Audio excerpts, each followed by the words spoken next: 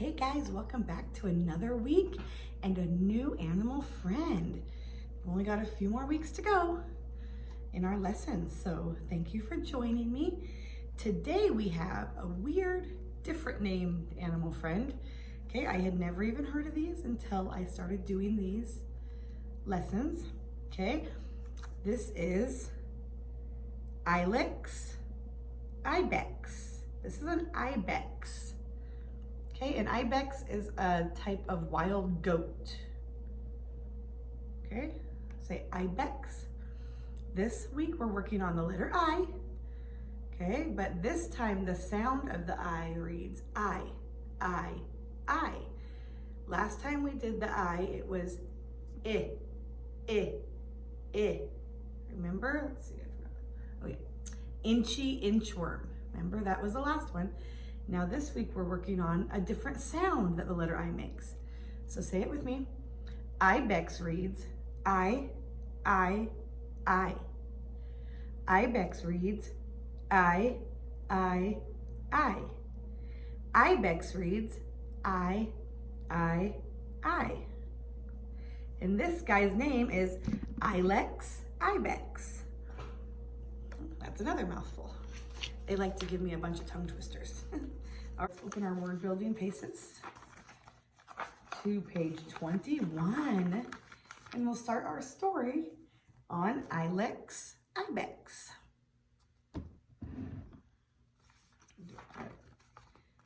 Ma, ma, cried Ilex Ibex excitedly. Ma, ma. When real ibexes make noises, it sounds like mama. Did you hear that? Ma, ma. When are they coming? When will our special company get here? I can't wait. Oh, Ilex Ibex, said Mama Ibex. I'm glad you are excited about the missionaries coming. They will spend the night at our house tonight. You will have to wait though. Ilex Ibex, the missionaries will not arrive until Papa Ibex gets home from his job at the fire station. Ilex Ibex's father was a fireman. Ilex Ibex knew Papa Ibex would not come home until tonight. I must keep waiting, laughed Ilex Ibex. I'm so excited. I like to find out about missionaries. I like to find ways we can help the missionaries too. Yes, Ilex Ibex, nodded Mama Ibex. We will find out many things tonight. Why don't you invite your friend Irene over to play for a while right now? That might make the time fly by faster. Ilex Ibex smiled at Mama Ibex as he went to find Irene. Irene and I like to ride our bikes together, said Ilex Ibex. Soon, Ilex and Irene were climbing on their bicycles. Then they went riding up and down the sidewalk in front of Ilex Ibex's house. I'm having a fine time, Irene called to Ilex Ibex. I like to ride my bike. I like to ride my bike too, answered Ilex Ibex in a voice that was a little shaky. Ilex Ibex just learned how to ride his bike a little while ago. Papa Ibex and Mama Ibex had guided Ilex Ibex carefully up and down the driveway until he had learned to ride his bicycle all by himself. Ilex was riding carefully. Ilex was doing just fine. All right, flip your whole pace over.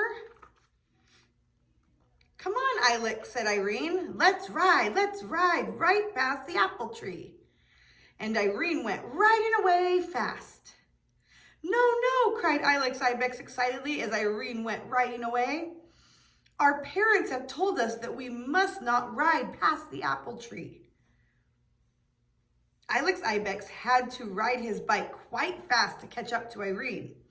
Irene had stopped at the apple tree to wait for Ilex. Ilex Ibex asked Irene, could we tell our parents we did not go past the apple tree? Ilex Ibex shook his head and said, never, never, never. We must never, never say things that aren't not true. Ilex Ibex reminded Irene kindly, remember, never, never tell a lie. Irene thought for a minute. Ilex Ibex, you are right, Irene said slowly. Never, never tell a lie. I'm ready to ride, replied Ilex Ibex.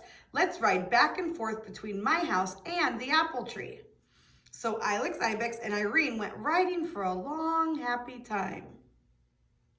Later, the two little ibexes stopped to rest beside the apple tree. Ilex Ibex and Irene did not ride past the apple tree because they were not supposed to, but they stopped to rest beside the apple tree. I'm quite tired, sighed Ilex Ibex. We must have ridden a mile.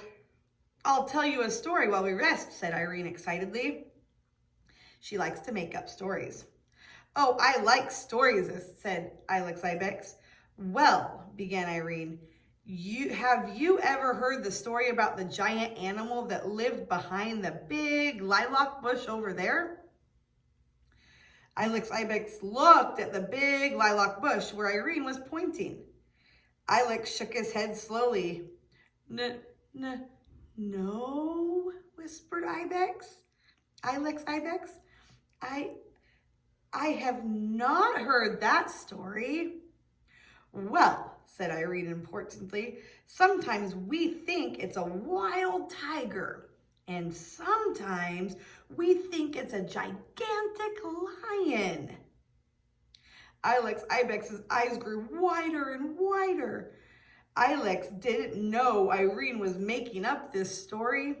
Irene was just about to make up some more of the story when Ilex Ibex when she heard, Irene, Irene. Irene's mother was calling her to come home. It's time for me to ride my bike home, Ilex Ibex, announced Irene. I'll tell you the rest of the story tomorrow. All right, flip one page. Page 23. He's riding the bike.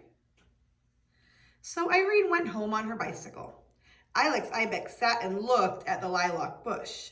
Finally, Ilex Ibex climbed on his bicycle. Ilex began to ride home too. Just as Ilex was riding by the lilac bush, Ilex saw two bright shining eyes looking at him. Ilex Ibex squealed, Yikes! Ilex started to ride home as fast as his little ibex hooves could pedal. Then Ilex Ibex stopped. Those bright shining eyes looked like eyes that Ilex Ibex had seen before. Those eyes belonged to someone Ilex Ibex knew. Those eyes did not belong to a wild tiger or a gigantic lion. Ilex Ibex smiled a big, happy smile. We'll find out tomorrow maybe who was behind that bush. All right, let's ask some questions. What does the noise real ibexes make sound like? Sounds like they're saying mama, ma, ma. At the beginning of the story, Ilex Ibex was waiting for who? Waiting for missionaries. Who did Mama Ibex say Ilex Ibex should invite over to play? His friend Irene. Do you hear the I sound in Irene? Yeah, it's right at the beginning, Irene. What did Ilex Ibex and Irene like to do? They like to ride their bikes on the sidewalk.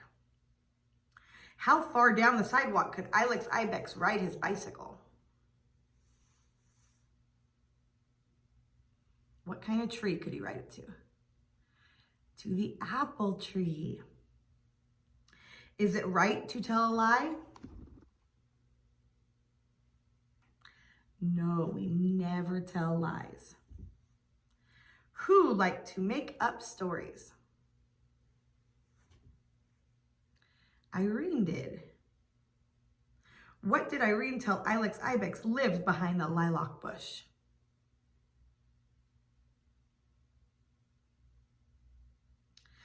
A tiger or a gigantic lion? Why did Ilex Ibex start to ride home so fast when he went by the lilac bush? Because he saw two bright shining eyes. What did Ilex Ibex do when he remembered whose eyes he saw? He smiled, right? All right, good job. We'll find out later what happens. All right, guys, let's do our English. Okay, grab out your English, please. We're going to turn to page 21. There's a whole bunch of animal friends that we've had throughout the year on this page. All right, with your finger, you're going to point to each animal as I name it. Okay? Lizard. Lizard. Point to the lizard. Cockatoo. Cockatoo. Kangaroo. Kangaroo. Jaguar. Jaguar. Ibex. Ibex. Ostrich. Ostrich. Umbrella bird. Umbrella bird. Walrus. Walrus. All right, now listen carefully. Then with your pencil, you're gonna circle these three animals that I say, okay? So get your pencils ready. Okay, look at the paper. And I'm gonna say three different animals and you're gonna circle them with your pencil, okay? Lizard, lizard. Circle the one that says lizard. Circle the lizard.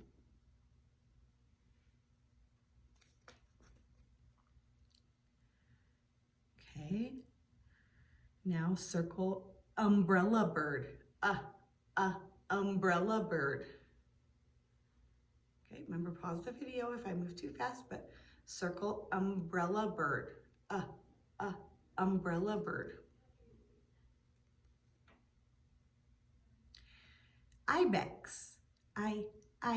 Ibex. Circle the ibex. It's the one we're working on this week. Remember, it looks like a goat. All right, and then you're gonna flip your paste over and you're gonna color Ilex Ibex. Ilex Ibex. All right, so go ahead and pause the video while you color that. All right, now it's time to do our Bible story. Okay, so grab out your social studies paste. And we're gonna turn to page 23. Okay? This Bible story is called The Axe Head That Floated. All right, you ready? Mr. Elijah, called a young man excitedly as he hurried through the woods.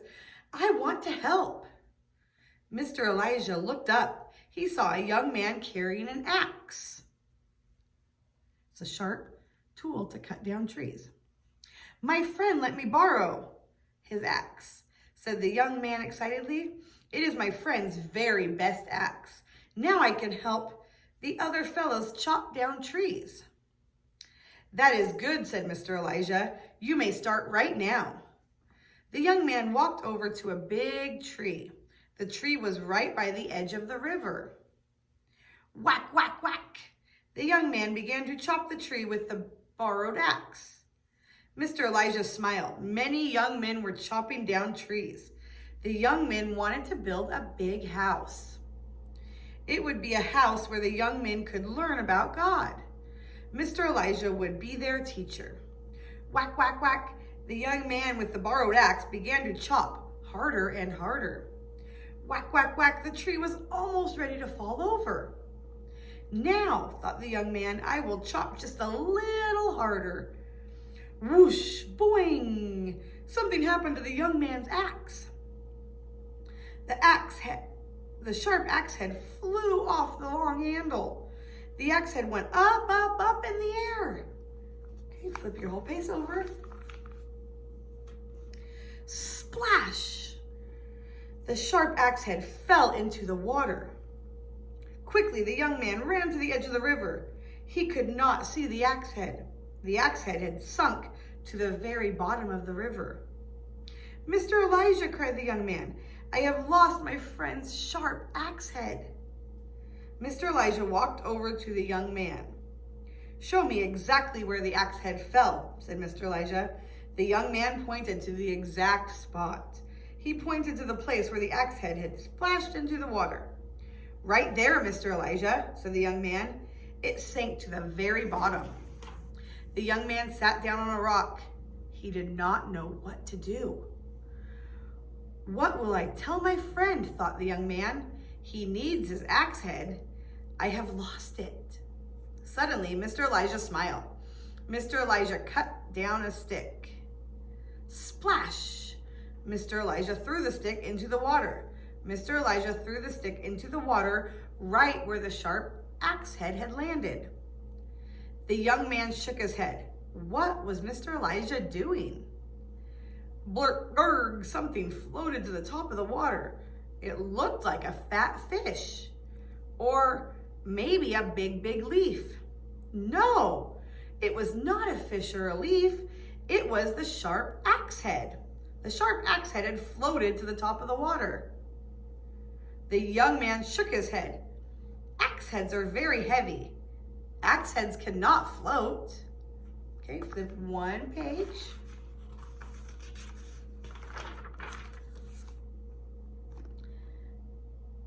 "Get the axe head," said Mr. Elijah. Splash, splash, the young man waded into the water. The young man reached for the axe head. The axe head had felt smooth. It felt nice and cool. Carefully, the young man carried the sharp axe head out of the water. The young man carried the axe head to Mr. Elijah. "The axe head floated," gasped the young man. "Mr. Elijah, you just threw the stick into the water, and then the axe head floated right to the top." "It was a miracle," said Mr. Elijah. "I did not do this. This was a miracle of God." "God made the axe head float. Only God could do this. Why did God do a miracle for me?" asked the young man. "Did he see me in the woods? Did God hear the splash? Did God know that I was sad?" Mr. Elijah smiled. He put his arm around the young man. "God knows everything. God knows what you say. He knows everything you do. God is watching and listening all the time. God cares for you very much." "I am glad," said the young man. "God is good. God cares for me. I will help build this house as fast as I can. I want to learn more about God."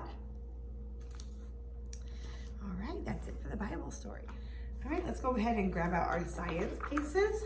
We're going to read a little bit about an ibex before we do this page, but you guys can turn to page 10 and kind of look at the picture of the ibex as I read and we learn about them, okay? And then we'll do this page.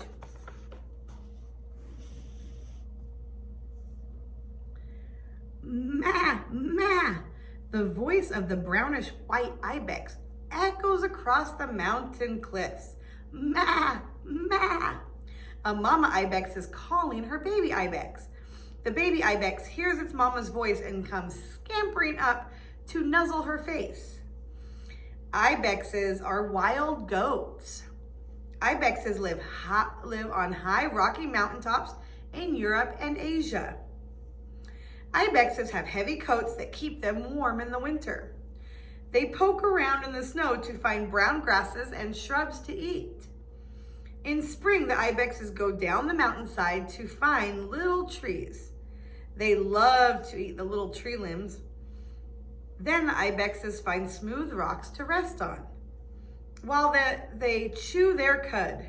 Remember, cud is a food from the stomach that comes back to the mouth to be chewed again. The papa ibex has beautiful curved horns that arch out from the head like a giant macaroni.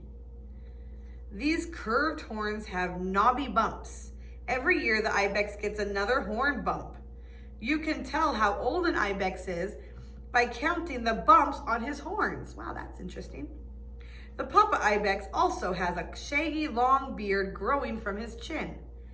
The beard shakes back and forth when papa ibex runs. The mama ibex has short curved horns. In the spring, the mama ibex makes a grassy nest for her soon-to-be born baby. There, a teeny brownish ibex is born.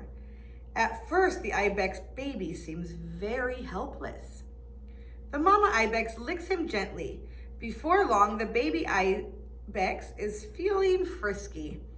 He skips over stones. He playfully butts the other little ibexes. You can see, pushes them with his head.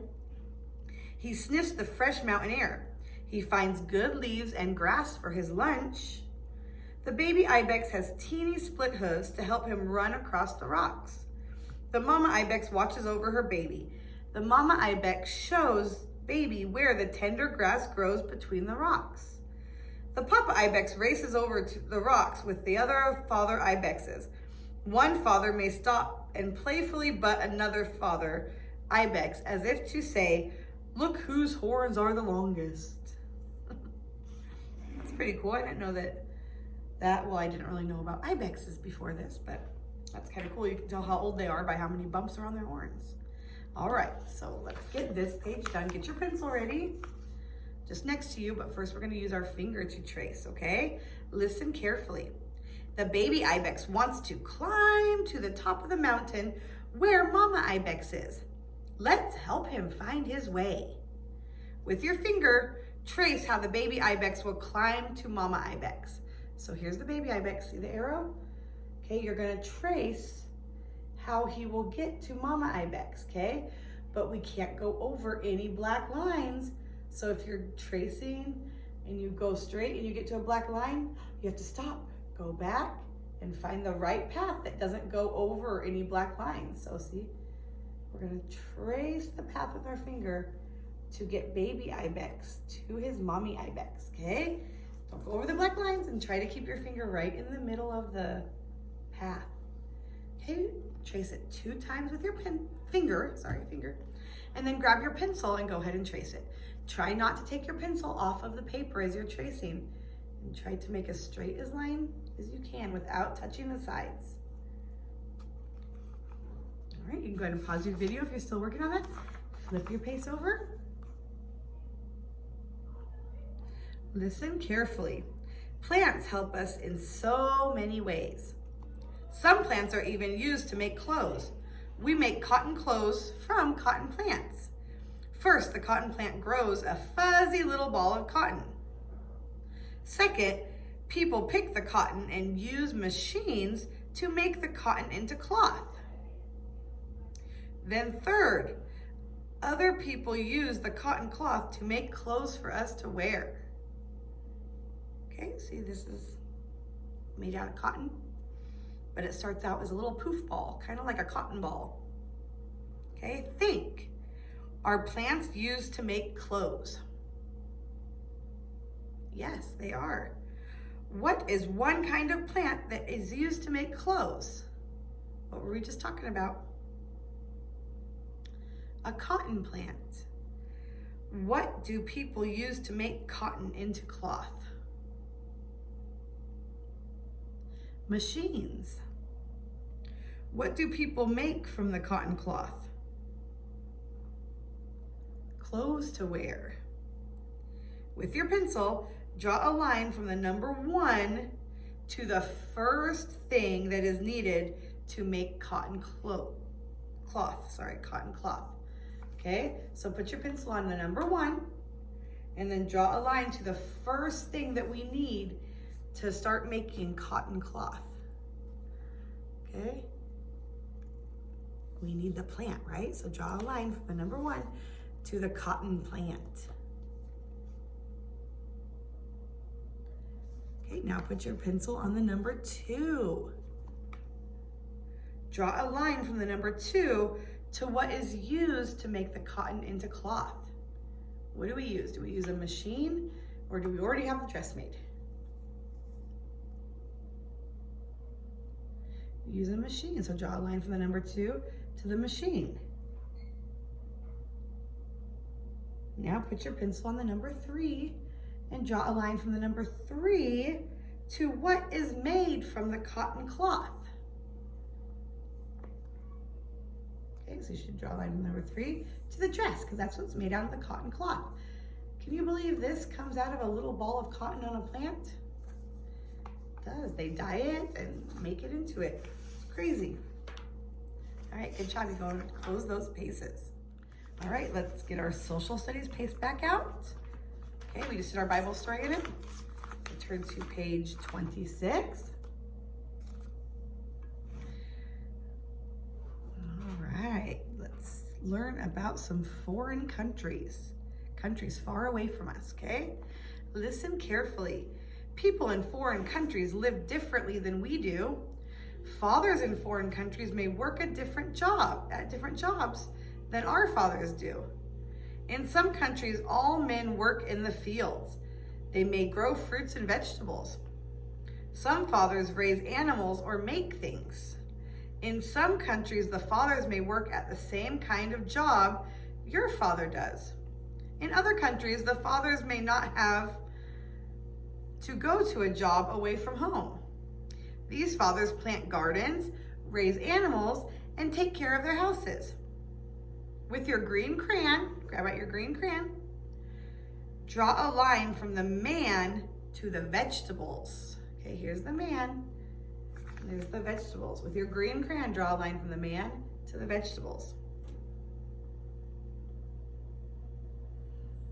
Okay, now grab out your brown crayon. With your brown crayon, you're going to draw a line from the man to the house and garden. Here's the house and garden. Okay, with your brown crayon, draw a line from the man to the house and garden. Okay, now grab out your red crayon. Remember, if I'm moving too fast, pause your video. Grab out your red crayon. Draw a line from the man to the animals with your red crayon. From the man to the animals. All right, grab out your yellow crayon. With your yellow crayon, draw a line from the man to the tools. Okay, with your yellow crayon, draw a line from the man to the tools. Okay, now with your orange crayon, draw a line from the man to the fruit tree. With your orange crayon, draw a line from the man to the fruit tree. Okay, we're gonna flip one page. All right, one page, all these people on it. Listen carefully. In foreign countries, people may wear different clothes than we do. The people who live in cold places need to wear heavy, warm clothes. The people who live in warm places wear cool clothes. Sometimes in foreign countries, people do not have very much money. Sometimes a large number of people will live together in the same house. In some foreign countries, there are no schools where the children can go to learn their letters, sounds, and numbers. In some countries, the people do not know about God. Missionaries take Bibles to these foreign countries to tell the people about Jesus. Think, do all the people in foreign countries have lots of money? No. Do a large number of people sometimes live together in the same house? Yes, they do. Do the people always know about God? No, they don't. All right, with your pencil, get your pencil out. Draw a line from the large families to the small house. Which one's the large families? Okay, there at the top. Okay, draw a pencil or a line with your pencil from the large family to the house.